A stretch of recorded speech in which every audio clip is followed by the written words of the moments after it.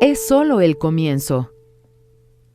Entonces el Señor dijo a Josué: Desde este día comenzaré a engrandecerte delante de los ojos de todo Israel, para que entiendan que como estuve con Moisés, así estaré contigo.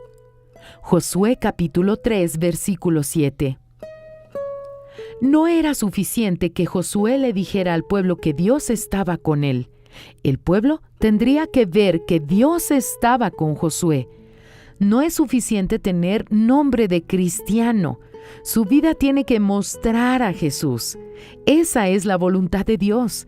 Él quiere engrandecer a aquellos que son suyos, para que todos sepan que Él está con sus hijos, para que todos lo vean en la vida de aquellos que lo sirven.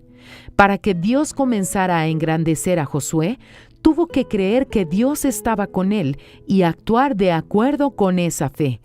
Tuvo la valentía de obedecer. No tuvo miedo de sacrificar incluso su reputación, pues fue a todo o nada. Si Dios no estaba con él, sería avergonzado. Si Dios no honrara su palabra, Josué estaría perdido. Pero creyó, sabía que Dios no podía mentir. A causa de su obediencia, vio abrirse el Jordán. A causa de su obediencia, vio caer las murallas de Jericó. A causa de su obediencia, vio a sus enemigos ser diezmados. A causa de su obediencia, vio suceder lo imposible.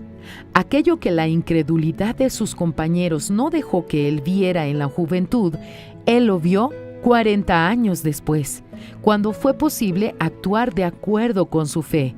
Finalmente, logró ver aquello en lo que siempre había creído. No desistió, no consideró el tiempo pasado. Dios lo engrandeció porque creyó, y no se convirtió en grande de la noche a la mañana. Dios comenzó a engrandecerlo allí. Comenzó con la apertura del río Jordán. Para el pueblo era extraordinario. Para Dios era solo el comienzo. Dios quiere comenzar a engrandecerlo a usted hoy.